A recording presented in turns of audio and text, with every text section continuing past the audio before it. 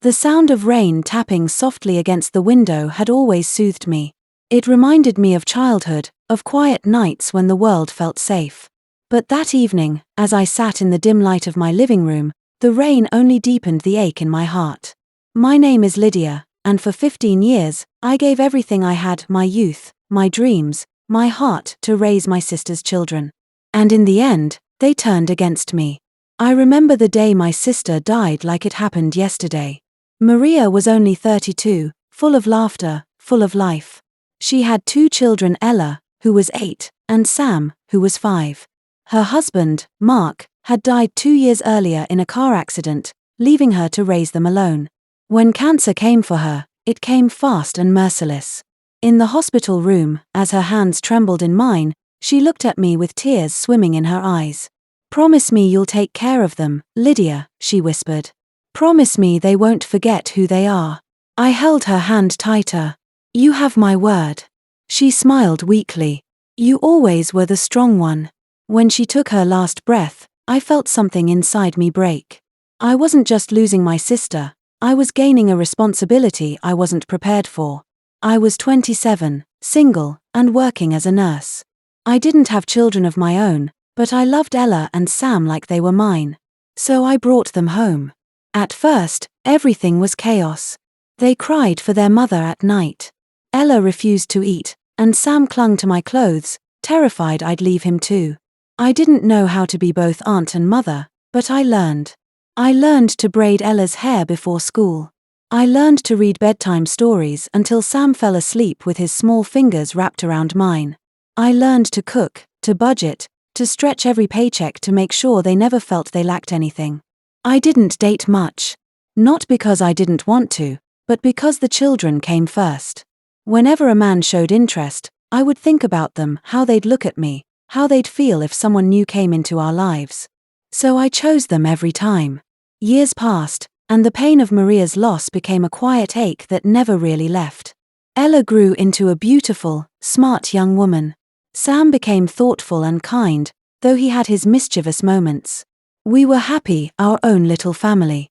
Then came Daniel. He was the new doctor at the hospital where I worked. Tall, calm, with kind brown eyes that carried warmth even on the hardest days. At first, I avoided him. I'd built walls so high I wasn't sure anyone could climb them. But Daniel was patient.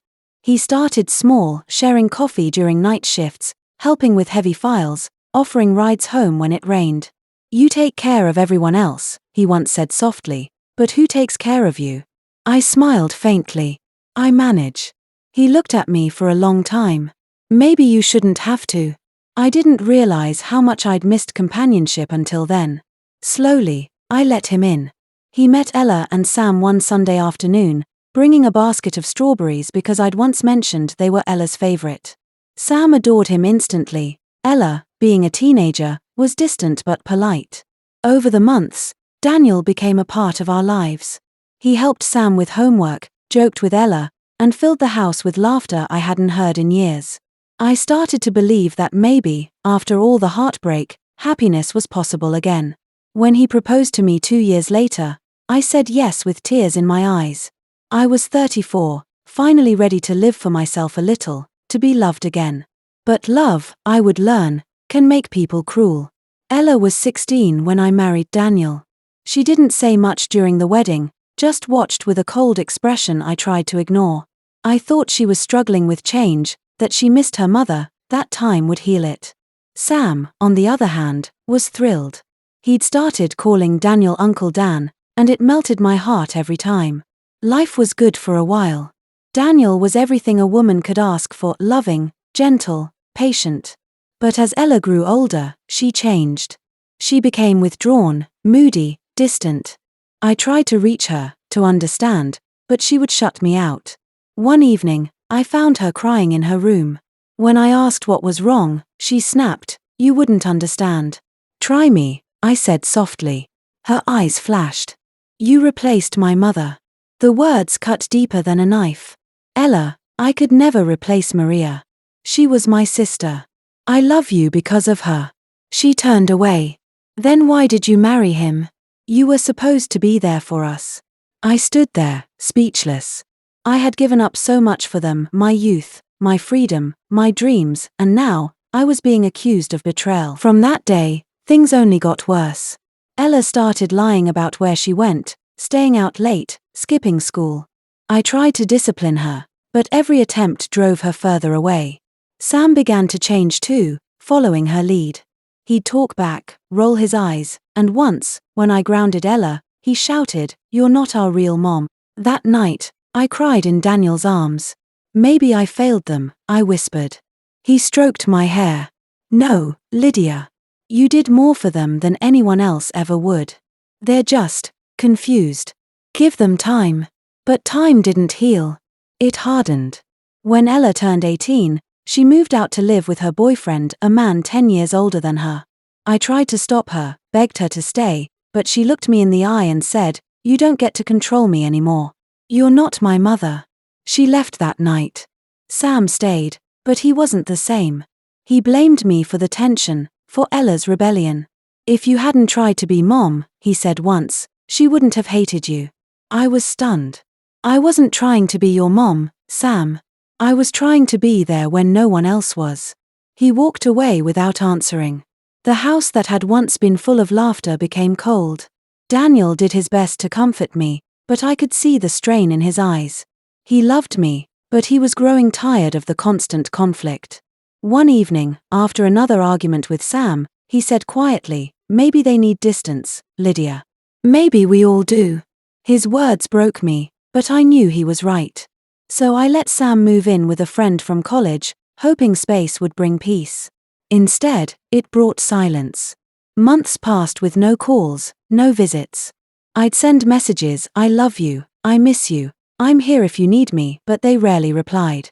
I focused on work, on Daniel, on trying to rebuild a life that felt hollow without them. Then one afternoon, Daniel came home looking pale. "Lydia," he said quietly, "you should sit down." My heart raced. "What is it?" He hesitated. "It's about Ella." My stomach dropped. "What happened?" "She's in the hospital. Car accident." The words spun in my head. I didn't even grab a coat, I just ran.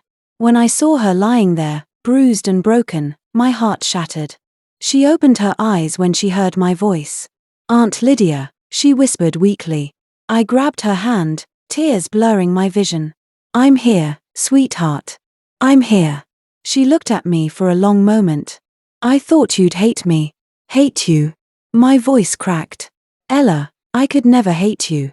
You're my child." She started to cry. "I said so many terrible things.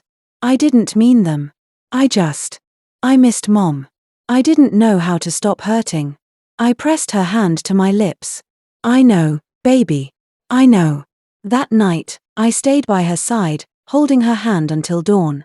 When Sam arrived the next morning, guilt written all over his face, I saw my little boy again, the one who used to fall asleep on my chest after bedtime stories. He looked at me and whispered, "I'm sorry, Aunt Lydia." I reached out, pulling him close. "You don't have to be sorry. You just have to come home." For the first time in years, we cried together, really cried. Years of pain, anger, and misunderstanding washed away with every tear. Ella's recovery was slow but steady. During her weeks in the hospital, she began to talk about her fears, her resentment, her guilt. "I thought you forgot Mom," she admitted one night. "But you didn't. You kept her alive through us." "I never stopped loving her," I said softly. "But I couldn't live in her shadow forever." Loving again didn't mean forgetting. Daniel was there too, patient and kind as ever, helping me hold the family together again. He never once said, "I told you so." He just stood by me, quietly mending what was broken. When Ella was discharged, she came to live with us again, this time by choice. Sam visited every weekend, and slowly, we began to rebuild. There were awkward silences, emotional talks, and long nights of tears, but also laughter, forgiveness, and healing. One evening, months later, we were gathered around the dinner table, Daniel, Ella, Sam, and me. The golden light from the chandelier spilled across the table, catching the steam that rose from the bowls of stew. The sound of spoons clinking against plates mingled with quiet laughter, and for the first time in years, There was no tension in the air. It was as if the ghosts of the past had finally found peace. I watched Ella talking to Daniel about her new job, her eyes bright and her voice calm. Sam, who could never sit still, was teasing her about something she said, and she swatted him playfully on the arm. It was such a simple moment, ordinary, almost forgettable, but to me, it felt like a miracle. After years of brokenness, we were whole again. As we finished eating, Ella leaned back in her chair and smiled at me, a soft, knowing smile. "You know," she said quietly, her voice trembling with emotion, "Mom was right." I looked up, puzzled. "Right about what?" She held my gaze for a moment before answering. "She told me once that you were the strongest person she knew. I didn't understand it then, but now I do." Her words hit me like a wave. For a second, I couldn't speak. The world seemed to blur, and all I could see was Maria, my sister, lying in that hospital bed years ago, her frail hand gripping mine, trusting me with everything she loved most in this world. I could still hear her voice, "Promise me you'll take care of them." Tears filled my eyes, and I reached across the table to take Ella's hand. "I'm not strong, Ella," I whispered, my voice breaking. "I just love you." That's all I ever knew how to do. Daniel placed his hand gently over mine, his eyes glistening with quiet pride. Sam, trying to hold back his emotions, cleared his throat dramatically. "You're both strong," he said with a grin. "But seriously, can we just eat dessert before everyone starts crying again?" Laughter broke through the heaviness like sunlight through rain clouds. We laughed until our sides hurt, tears mixing with joy, the kind of laughter that heals the wounds words can't. In that moment, I realized something profound: healing doesn't happen all at once. It comes in small moments like these, a shared meal, a forgiving heart, a simple laugh around a dinner table. For the first time in a long, long while, I wasn't holding on to pain, I was holding on to family. Years have passed since that evening. The house that once echoed with silence now rings with laughter again, this time, the laughter of my granddaughter, little Maria, named after her grandmother. Ella is married now, glowing with the kind of peace that only comes after surviving the storm. Sam became a teacher, gentle, patient, and wise beyond his years. He says he learned everything about love and sacrifice from watching me. Sometimes, when I visit Ella and see her rocking her daughter to sleep, I feel Maria's presence in the room. I can almost hear her whisper, "You kept your promise, Lydia." And I smile, because I know I did. Life didn't turn out the way I once dreamed, but maybe it turned out exactly as it was meant to. I've learned that love doesn't always come back the way you gave it. Sometimes it returns slower, softer, reshaped by time and pain. But when it does, it's stronger, deeper, and more real than you ever imagined. And on quiet nights, when rain taps gently against the window, the same rain that once reminded me of loss, I sit back, close my eyes, and smile through my tears. Because in the end, I didn't just raise my sister's children. I raised my family. I raised love itself.